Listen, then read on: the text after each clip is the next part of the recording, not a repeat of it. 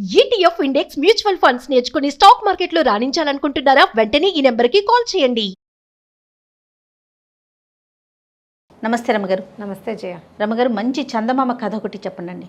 చిన్న కథ చెప్దామా? పూర్వం ఒక రాజుగారు ఒక ఆయన ఉండేవారు. ఆయన కూడా ఎప్పుడు దిగులుగా ఉండేవాడు. చాలా దీనంగా మొహం పెట్టుకునేవాడు. జనాలకు అర్థమైంది, ఎందుకు ఇంత దిగులుగా ఉంటాడు ఈయన, అంత దిగులు పడ్డానికి కారణం ఏమిటో తెలియదు. అది రాజు తాతండ్రుల నుంచి వచ్చిన రాజ్యం. ఏదో పిల్లలు వాళ్ళు వీళ్ళు ఉన్నారు, రాజ్యం సుభిక్షంగా ఉంది, అన్నీ బాగానే ఉన్నాయి. ఆయన ఇట్లా ఉండేవాడు, సూర్మంటూ ఏమిటో ఏమిటో ఏమిటో అనుకునేవాళ్ళు. ఆయన దిగులుగా ఉండటానికి ఒక రహస్యం ఉంది. ఆ రహస్యం ఆయనకి క్షవరం చేసేటువంటి మంగలి అప్పన్నకి మాత్రమే తెలుసు. జుట్టు కత్తిరించేటప్పుడు ప్రతి నెల అప్పన్న అది చూస్తాడు. ఏమిటంటే రాజుగారికి చెవులు గాడిద చెవులు ఇట్లా ఉంటాయి ఆయనకి. అయితే ఆయన ఏం చేసేవాడు, మామూలుగా అయితే గడ్డం చేయడానికి వీడు రోజు విడిచి రోజు వచ్చేవాడు. తలపని చేయడానికి నెలకోసారో 2 నెలలకోసారో. అప్పుడు ఈ కిరీటము, ఈ జుట్టు కవర్ చేసిన జుట్టు అంతా వెనక్కి తీయాలి కదా, అది కవర్ చేసేలాగా హెయిర్ కట్ చేసి పెట్టేవాడు. ఈయన ఎక్కువగా కిరీటం పెట్టుకునేవాడు. పగటిపూట ఎవరికి తెలిసేది కాదు. ఆ రాత్రిపూట ఏమిటంటే వాళ్ళ అప్పుడు దీపాలు అవి తక్కువ కదా, అంత రాత్రిళ్ళు ఎవరికైనా తెలుసుకునే అవకాశం ఉండేది కాదు. ఆయన తలపాగాతోటి వాటితోటి కవర్ చేసుకునేవాడు. ఎవరికైనా తెలిసిపోతుందేమో అని దిగులు. ఓహో. అయితే ఇలా కొద్ది రోజులు చాలా కాలం గడిచాక ఆయనకి ఏమనిపించిందంటే, ఎవరికి తెలుస్తుంది, ఊరికే నేను ఎందుకు దిగులు పడుతున్నాను, అక్కడి నుంచి వీళ్ళు ఈ పురోహితులు తర్వాత మంత్రులు, మీ దిగులుకి కారణం ఏమిటి, మీరు ఇలా మనసు బట్టి ఇదవటానికి ఏమిటి, ఎప్పుడు దిగులుగా ఎందుకుంటారు, మీ దిగులు ఏదో మాకు చెప్పండి అని అడుగుతూ ఉంటే, చెప్పండి అంటే వీడెవరికైనా చెప్తాడేమో అని ఒకరోజు ఏం చేశారు, వాడు జుట్టు కత్తిరించడానికి వచ్చినప్పుడు, అరే మా అప్పన్న, నా చెవులు గాడి చెవులని ఎవరికీ తెలీదు, ఎవరికైనా తెలిసింది అంటే అది నీకు, నువ్వు నీ వల్ల నీకే తెలుసు, నువ్వు నీ వల్లే బయటికి తెలియాలి, కాబట్టి ఎవరికైనా చెప్పేవో జాగ్రత్త, చంపేస్తాను అన్నాడు. అప్పటిదాకా అప్పన్న క్యాజువల్గా తీసుకున్నాడు. వాడికి తెలుసు చిన్నప్పటి నుంచి రాజుగారికి కాడు చెప్పద్దు అనగానే కడుపులో ఉబ్బరం వచ్చేస్తుంది, ఎవరికైనా అంతే. అవునది ఎవరికి చెప్పకూడదంటే ఎవరికి తెలియని ఒక రహస్యం నాకు తెలిసి అనిపిస్తుంది, పిల్లలకు కూడా ఇప్పుడు చెప్పేద్దామా అని ఉంటుంది. అక్కడి నుంచి అన్నం వరటం మానేసింది వీడికి, కడుపు ఉబ్బరం. అక్కడి నుంచి వాళ్ళ ఆవిడ రోజు తినేదే తిన్నావు, ఎందుకు ఏమిటి నువ్వు ఎందుకున్నావు ఇట్లా, ఆ మొహం అట్లా పెట్టుకుంటావేమిటి ఆవదాగినట్టు, ఎందుకు అట్లా ఉన్నావు అని ఓహో నిలదీసింది, అడిగింది. అసలు ఏమైనా ఉందా విషయం, ఏదైనా దాస్తున్నావా మనసులో పెట్టుకుని, నాకు చెప్పు, నేను ఎవరికి చెప్పను. సరే ఇక అన్నం అరగటల్లా వీడు రాజుగారు బాగానే ఉన్నారు ధైర్యంగా, ఎందుకంటే అప్పిగాడిని బెదిరించా, వాడు ఎవరికి చెప్పడు అని ఈయన కొంచెం యాక్టివ్గా కనపడటం మొదలెట్టాడు. జనమంతా అబ్బా పర్వాలే రాజుగారు బాగున్నారు అనుకున్నారు. రాజుగారి నీరసం అంతా అప్పిగాడికి వచ్చింది. వీడేం చేశాడు, ఒక వారం చూశాక డాక్టర్ దగ్గరికి పోయారు. పోయేసరికల్లా డాక్టర్ అన్నాడు, ఏమిటి నాడైతే బాగానే ఉంది, నువ్వు తింటున్నవేవో మీ ఆవిడ లిస్టు చెప్తోంది, అవి అరక్కపోవటం అంటూ లేదు, నువ్వు తినే తిండి ఎంత, నువ్వు చేసే పని ఏమిటి, ఏదైనా రహస్యాన్ని తెలుసుకున్నావా, దాన్ని దాచిపెట్టావా, గుర్తించాడు అని అడిగాడు డాక్టర్. నీ మనసులో ఉంది, నీ సమస్య పొట్టలో లేదు, మనసులో ఉంది. రహస్యం అంటూ ఉంటే ఓ పని చేయి, ఎవరో ఒకళ్ళకి చెప్పేసి ఈ బాధ తీరిపోతుంది. అంటే ఎవరికి చెప్తానండి, ఎవరికైనా చెప్తే తలకాయ పోతుందండి అన్నాడు. నాకు చెప్పంటల్లా డాక్టర్, ఈ తలకాయ నొప్పి నాకెందుకని, మీ ఆవిడకి చెప్పబోయానండి. అయ్యో మా ఆవిడ సంగతి మీకేం చెప్పాలండి, టముకేసినట్టేనండి, దానికి చెప్పామంటే సాయంత్రానికల్లా నా పీక ఉత్తరించేస్తారు, నాతో పాటు దానికి కూడా పోతుంది, అది అసలు చెప్పకుండా ఉండటం అనేది దాని జీవిత చరిత్రలో లేదు. మా ఆయనకి కడుపుబ్బరామని ఇప్పటికి 1,00,000 మందికి చెప్పింది, కుదరదండి అన్నాడు. ఎవరో ఒకళ్ళకి చెప్పాలిరా నాయన, నీ జబ్బు ఇంకోలా తగ్గదు, చెప్పి తీరాల్సిందే, అంతే నీ సంగతి. సరే వీడు 10 రోజులు తిరిగాడు, ఇటు అయిపోయాడు. ఇంకా అన్నం సహించిన అరగటల్లా, నిద్ర పట్టదు, చెప్పకూడదు, ఏ నిద్రలోనో వాగేస్తానేమో నేను భయం, పెళ్ళాం వినేస్తుందని టెన్షన్. అందుకని ఆ నిద్రపోయేదాకా వీడు పడుకునేవాడు కాదు. ఇంకా నీరసం రాదు, ఓపిక లేని వాడికి నిద్రే ఆహారం. అవును, ఆ నిద్రపోకపోతే వాడికి మందు పనిచేయదు ఇంకా. సరే ఏం చేశాడు, రాజుగారికి పనిచేసి తిరిగి వస్తుంటే కొంచెం ఈ చల్లగాలి పోసుకుందామని వచ్చే దారిని కాకుండా అడవి దారి వైపుకి వెళ్ళాడు. వెళ్తే అడవి దారిలో ఒక పెద్ద బ్రహ్మాండమైన పుట్ట ఒకటి ఉంది.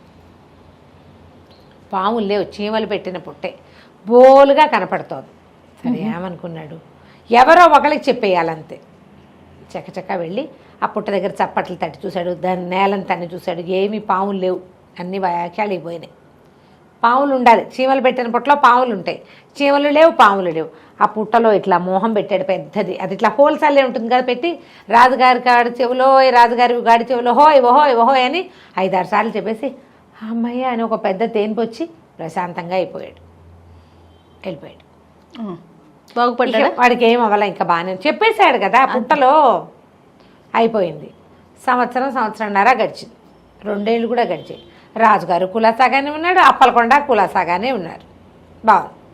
అయితే ఏమైంది, తర్వాత సంవత్సరం మరుసటి సంవత్సరం బ్రహ్మాండమైన వానపడి, బాగా వానలు విపరీతంగా పడి ఈ మహావాల్మీకంలాగా ఉండే పుట్ట సాగపడికి పైగా కరిగిపోయి, ఆ పుట్టలోంచి దాని లోపల అడుగున ఎక్కడో ఉన్న వెదురు మొలక మొలిచి పెద్ద వెదురు చెట్టు అయింది. అది వెదుళ్ళ దగ్గరే పుట్టొచ్చింది, ఆ పెద్ద మొక్క చచ్చిపోయింది. ఈ వర్షం బాగా పడి పుట్టనానిపోయి ఆ లోపల ఉన్న మొలక పెద్దదైపోయింది. వెదుళ్ళు సడన్గా వస్తాయిట, పెద్ద పెద్ద పెద్ద పొదగా అయింది. తర్వాత 2-3 ఏళ్ళకి రాజుగారు పెద్ద సభాభవనం ఒకటి కట్టించారు. అందులో సంగీత కచేరీలకి వారా వీర చాలామంది పిలిచారు. పై ఊళ్ళ నుంచి కూడా ఎంతమందో వచ్చారు వాద్య కచేరీలకి. అక్కడలో ఒక సంగీత విద్వాంసుడు ఒక మంచి వేణునాదం వచ్చు ఆయనకి. ఆ వేణువు కోసం వెతుక్కుంటూ కొత్త వెదురు కావాలని అడవిలోకి వెళ్ళి ఈ పుట్ట మీద ఉన్నటువంటి వెదురులోంచి 2 మంచి సలీసుగా ఉన్నటువంటి సన్నటివి బాగున్నవి తెచ్చుకున్నాడు. కాకపోతే తొలిగా రాజుగారి దగ్గరే వాయించాలనుకున్నాడు. ఆ వెదురు ఇంత పొడుగు వస్తుందా, దానికి హోల్స్ కొట్టాడు. మూసి చూస్తే గాలి ఇటు నుంచి అటు వెళ్తోంది, బాగుంది. అదే కదా మనకు కావాలి. సరే వెళ్ళాడు. వెళ్ళిన తర్వాత అందరూ తలా ఒక కచేరీ చేశారు. ఈయన కూడా మృదంగ విద్వాంని, వైలిన్ విద్వాంసుడిని, వెనకాల తంబురా వాళ్ళని, టింగ్ టింగ్ అని తాళం కొట్టే వాళ్ళందరినీ కూర్చోబెట్టుకుని పువ్వు అని ఊద్దాం అనుకున్నాడు. ఊదేసరికి రాజుగారి చెవులు గాడి చెవులు అని వచ్చింది అందులోంచి.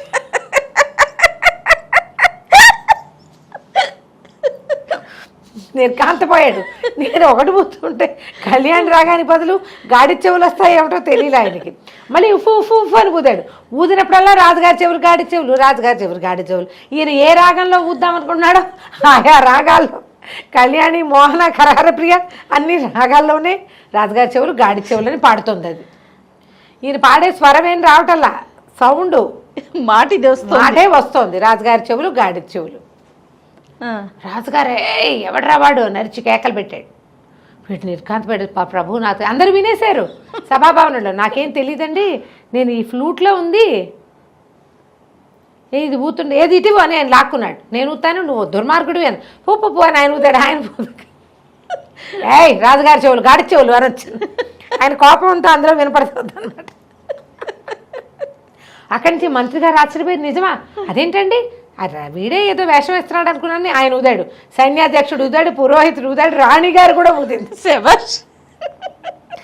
ఎవరు ఊదితే వాళ్ళ గొంతుతో, వాళ్ళ ఎక్స్ప్రెషన్తో రాజుగారి చెవులు గాడి చెవులు.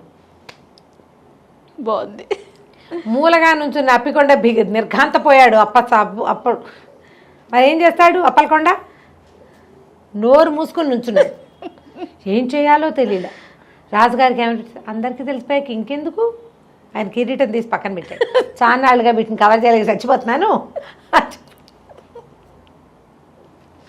అప్పటికి 100 సార్లు రాజుగారి చెవులు గాడి చెవులు అని విన్నాక నిజంగా గాడి చెవులు చూస్తే, ఓ గాడి చెవులా అంటారు. గాడి చెవులు అని ఆశ్చర్యపోరు కదా. 100 సార్లు విన్నాక క్యాజువల్గా ఉంటాయి అవన్నీ. అందరూ మామూలుగా చూశారు.